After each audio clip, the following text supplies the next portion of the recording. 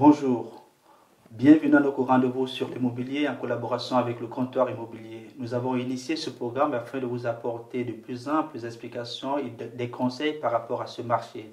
Nous savons que beaucoup de personnes veulent investir peut-être dans la pierre et à certains moments il est judicieux d'avoir de bons conseils avec de bons partenaires. Nous avons le plaisir aujourd'hui d'accueillir M. Quentin Epinet. Bonjour M. Epinet. Bonjour M. Dim. Vous êtes membre de la direction du comptoir immobilier et également le responsable de la division Prestige et du marketing du groupe. Nous savons qu'entre les années 2008 et 2009, la Suisse a été le seul pays où il n'y a pas eu de correction. Mais par contre, autour des années 2010, il y a eu une certaine baisse au niveau de ce marché. Comment aujourd'hui se présente le marché de l'immobilier de luxe? Alors en effet, je crois que la Suisse a ressenti à retardement les effets de la crise économique et financière qui a touché l'économie européenne mais aussi mondiale. Ces effets, on les a ressentis de manière tout aussi forte puisqu'entre 2012 et aujourd'hui 2015, le marché de l'immobilier, tant résidentiel que commercial, s'est fortement tassé. Les prix, tout particulièrement dans la région de l'Arc lémanique, ont subi une correction. Toutefois, aujourd'hui, nous sortons à petits pas de cette crise avec une reprise douce. On voit que les projections de croissance sont faibles mais positives en Union européenne et aussi en Suisse. On sort aussi d'une période déflationniste avec la possibilité d'une reprise de l'inflation en 2016. Alors, quand on constate par exemple au niveau de l'Arc lémanique, on se rend compte qu'il y a beaucoup plus de biens disponibles sur le marché, mais par contre, peu d'acquéreurs. Est-ce qu'on peut dire que c'est le moment pour le marché de luxe d'investir?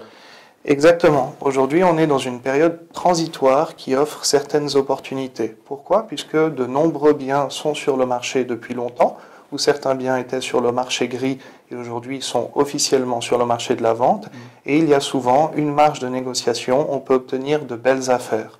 Ce qu'il faut savoir, c'est que on a entendu Madame Yellen, qui est chairman de la Federal Reserve aux États-Unis, annoncer une remontée possible des taux d'intérêt en décembre, ce qui pourrait être inquiétant pour ce qui est des personnes qui ont besoin de financement pour acquérir un bien. Pour ceux qui qui achètent en fonds propres, on a ici l'opportunité de sécuriser de la valeur économique, puisque les banques appliquent aujourd'hui des taux négatifs et que certaines banques commencent à l'appliquer même sur les comptes courants avec de petits montants. Au début des années 2000, les acheteurs des biens de luxe étaient essentiellement des étrangers.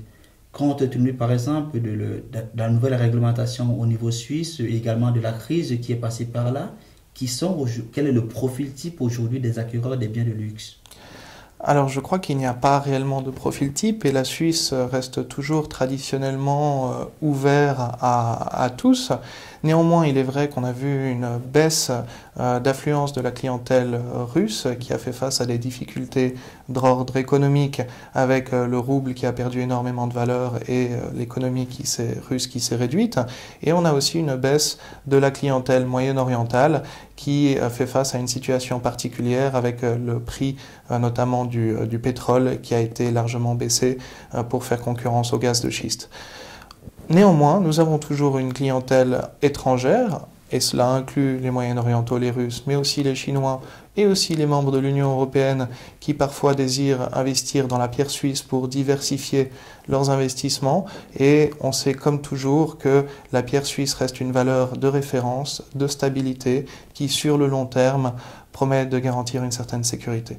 En complément, hormis la clientèle étrangère, il y a bien sûr une clientèle suisse qui aujourd'hui, comme tout le monde, a subi une période économique un petit peu difficile, mais qui reprend confiance et qui recommence à acquérir.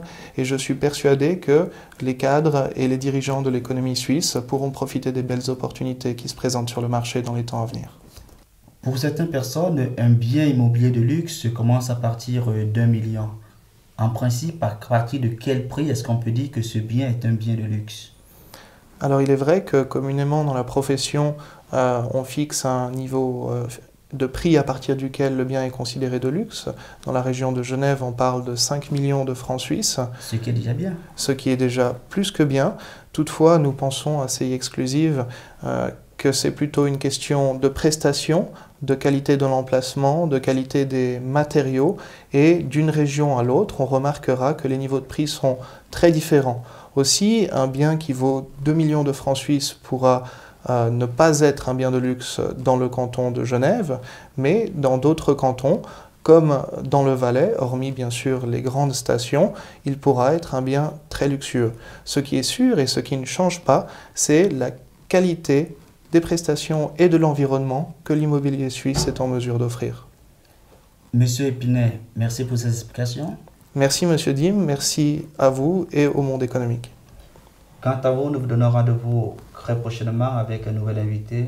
À très bientôt.